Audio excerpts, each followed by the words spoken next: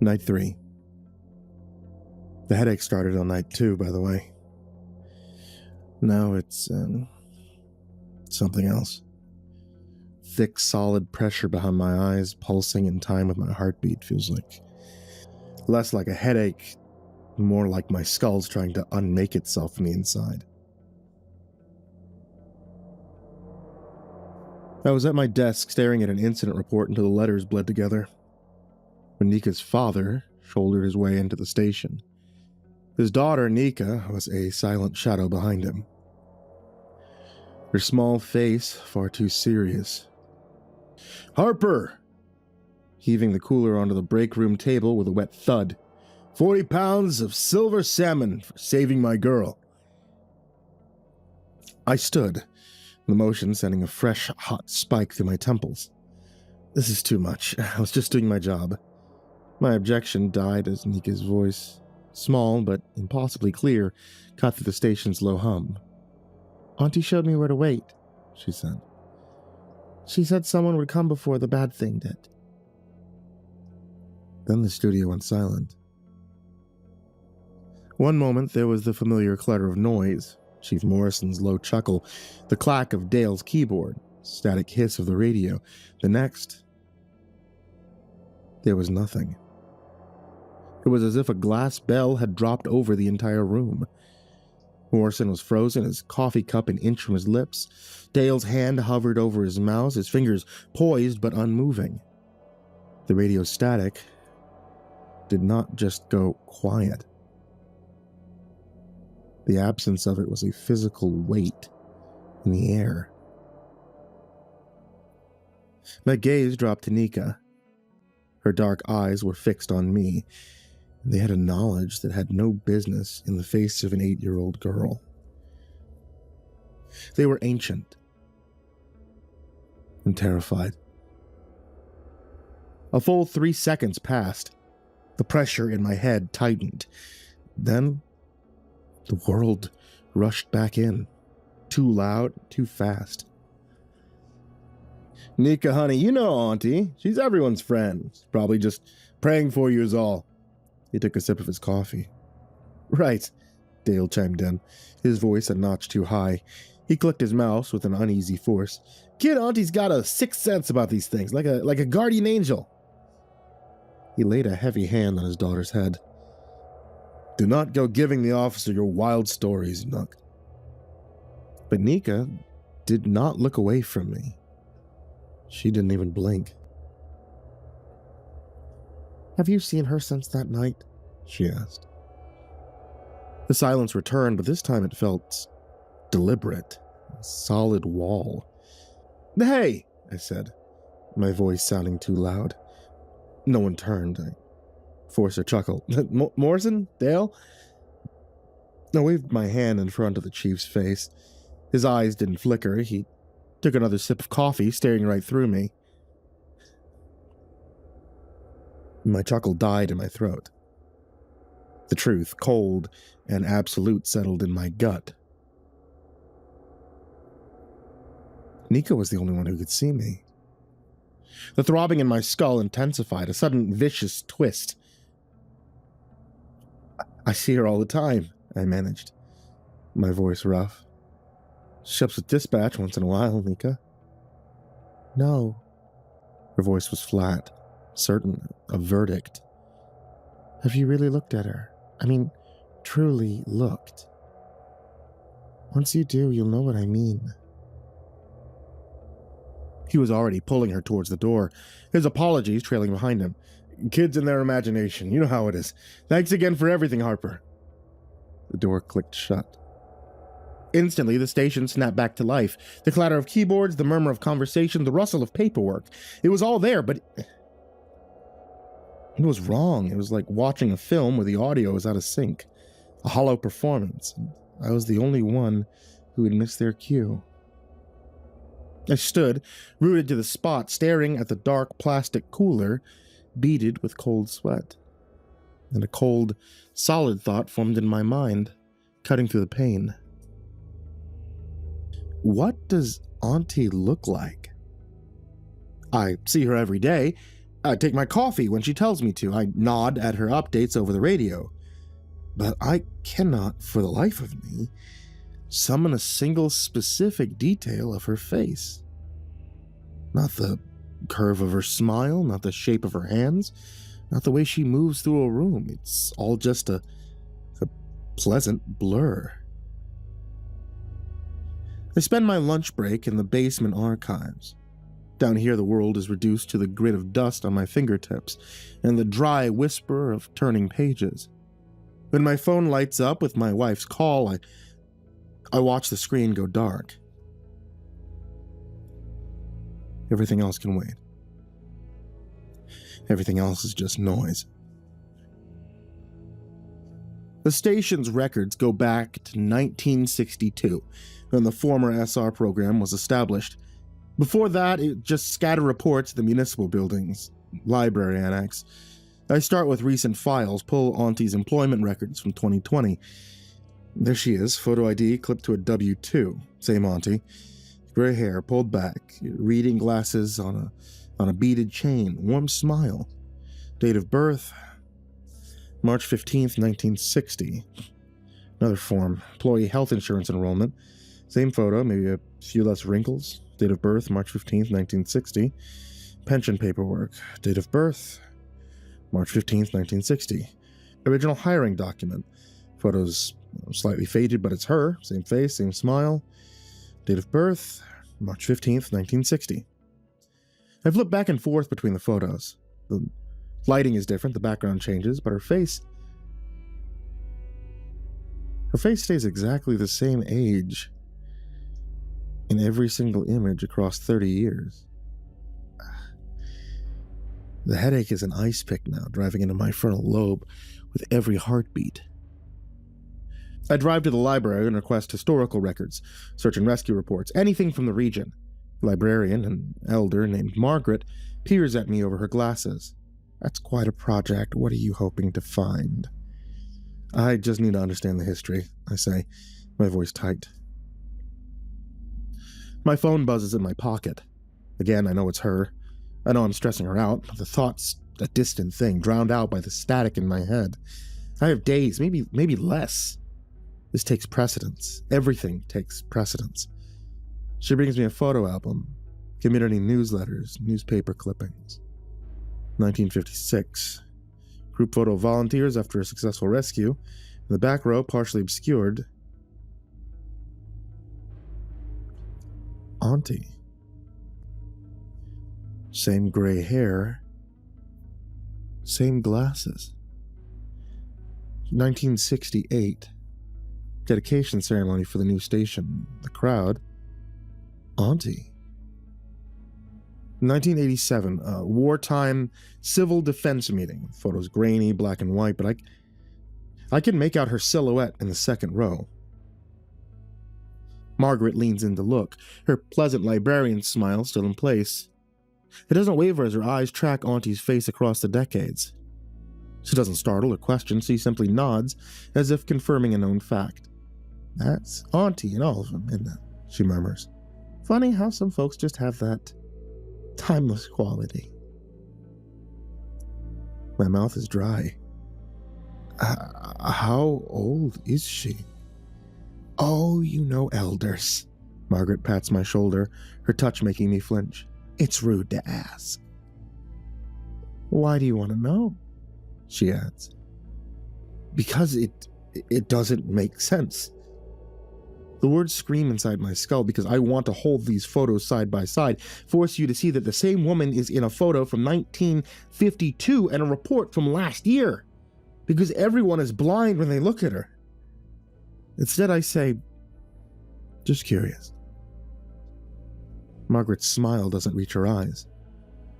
Curiosity's good, Ben, but some things out there, they don't want to be understood. They just want to be.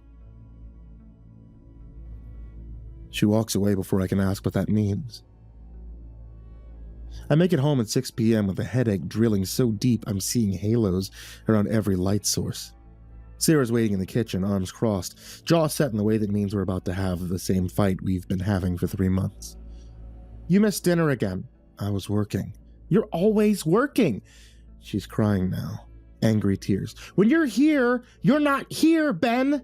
You're somewhere else with her. With who? Denise, the secretary. Don't play stupid. Everyone at the station talks.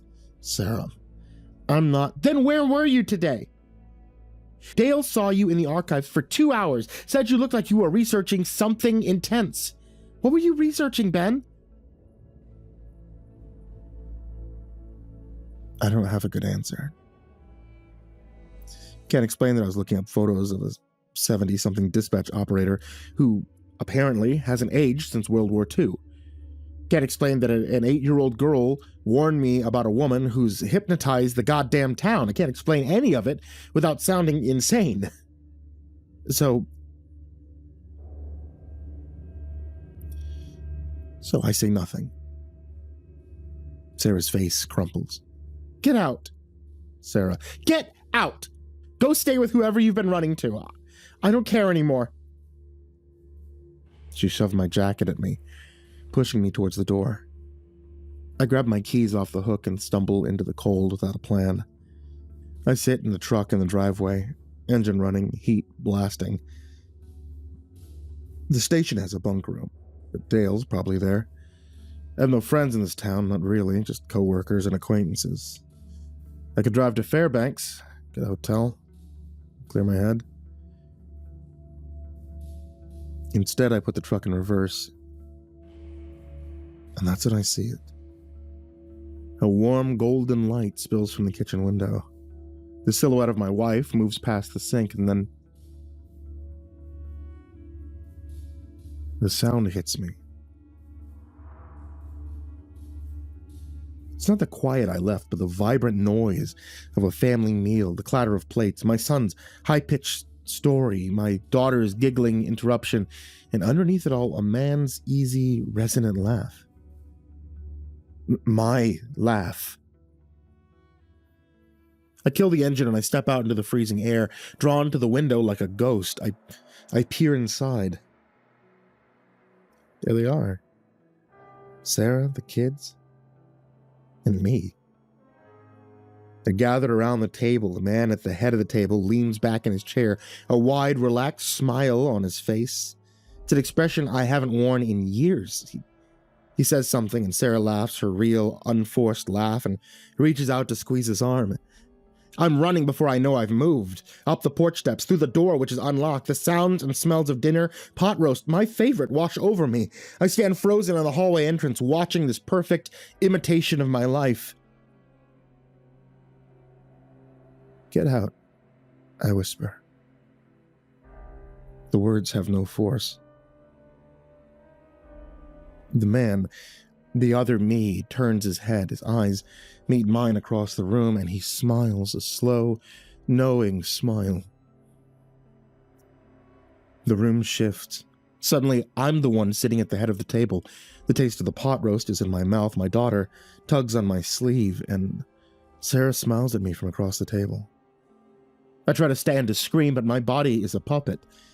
I feel my face form a warm, parental smile. I hear my own voice, but it's not mine, say, "This is perfect." My eyes dart to the dark glass of the patio door.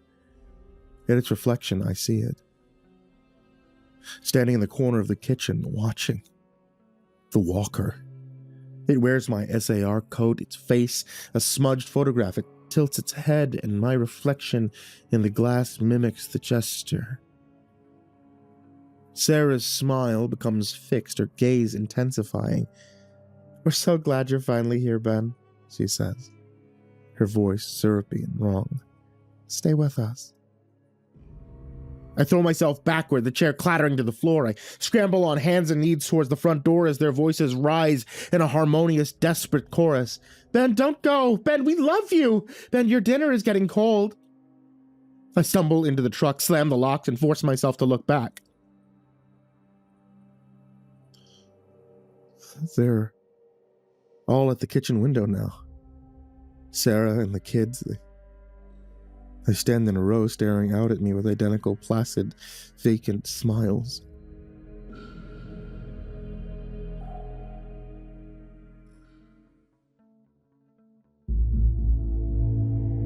The drive to Auntie's cabin is a blur. My body operating on autopilot, my mind can no longer sustain, but by the time I park, the clock reaches 9 p.m. The headache's no longer just pain, it begins to feel like static. A soft glow came from inside her cabin. I staggered to the door, my legs unsteady. It swung inward before my fist could connect, and there, standing in the threshold, I finally saw her. The flush in her cheeks is wrong. It's too red, like old meat. Her body is too thin beneath her house dress, bones pressing against skin that's lost its elasticity. When she smiles, her lips pull back too far, showing too many teeth. Benjamin. Her voice is the same warm rasp. Are you all right? I try to run. I try to get back to the truck, but she's there, hand on my shoulder, impossibly fast. Shh, child, come inside. You're seeing things, aren't you? The walkers do that. They get in your head, they make you doubt what's real. She guides me towards the door with surprising strength. But I can help. Come have tea, we'll talk. I don't want to go inside. But the headache is so bad I can barely stand. And her cabin is warm, and she's the only person who's acknowledged that any of this is happening. I followed her inside, the door closing behind me with a soft, final click. The cabin felt smaller than I remembered and darker, as if the walls had crept inward to swallow the light. I noticed the shadows in the corner didn't behave properly, stretching and pooling in defiance of the single oil lamp that burned on the counter. Without a word, Auntie guided me to her kitchen table, her hand on my arm as she directed me into a chair. She moved to the stove to put a kettle on, her motions possessing a fluid, unnerving grace that belonged to someone decades younger. You're on night 3, she says. Not a question. The middle point, that's when it gets worse.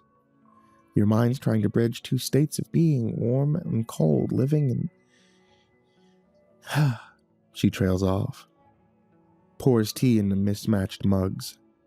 I wrap my hands around the mug. The ceramic is cold, despite the steaming liquid inside. Why is this happening to me?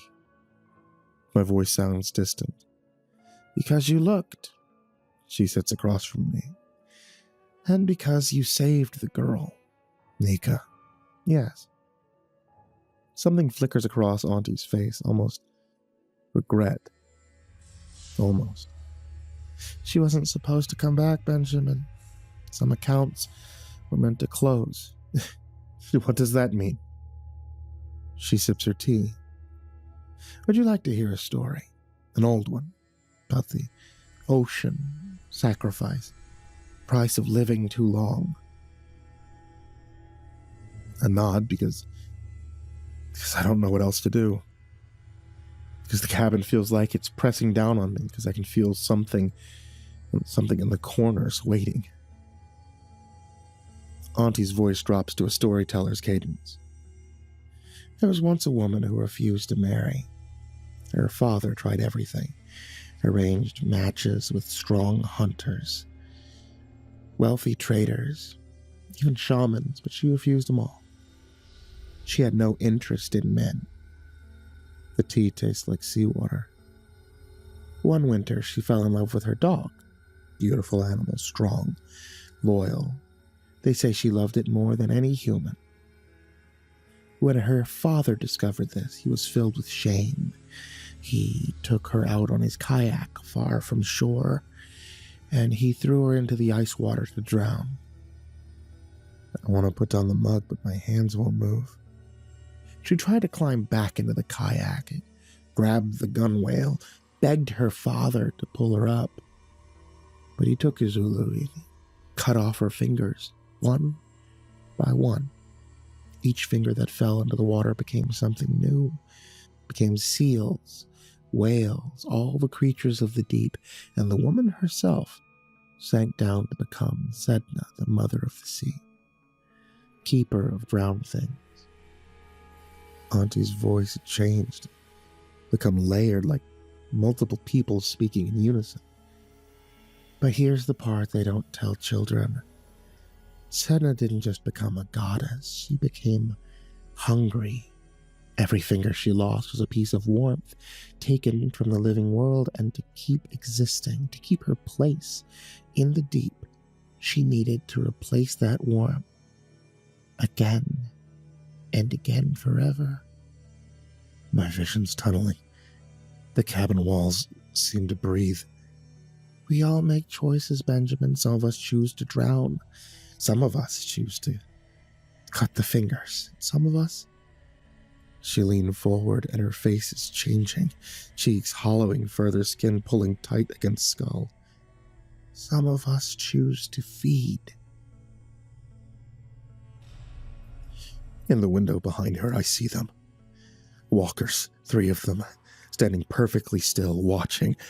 I try to stand, but my legs are numb. I try to speak, but my tongue is thick. Auntie reaches across the table, touches my hand with her cold hands. I'm sorry, Benjamin, but you understand, don't you? A child's life buys more than adults. More years, more warmth, but you saved her. You broke the equation, so I need yours. She's holding a curved knife with a bone handle. I try to move, and my body is leaden, and a cold understanding dawns. I know what she's put in my drink. It won't hurt. The cold comes fast at this stage. You'll just stop, and I'll have 17 more winters, maybe less. Not as young as I used to be. She laughs. It sounds like wind through empty buildings, though I suppose 7 centuries is a good run. The walkers in the window are inside now, standing behind my chair. I can feel them. I can feel them radiating cold. Auntie raises the knife, and in that suspended moment, a fractured memory crashes over me. It comes in a flash. A woman is screaming, running desperately through deep snow with a mob at her heels. Their torches cutting through the darkness as voices shout, "Witch! A demon! Unclean!" She stumbles and falls, and someone catches her, holding her down while another brings that ulu to her face. The blade cuts from cheek to jaw, and she's screaming a name over and over.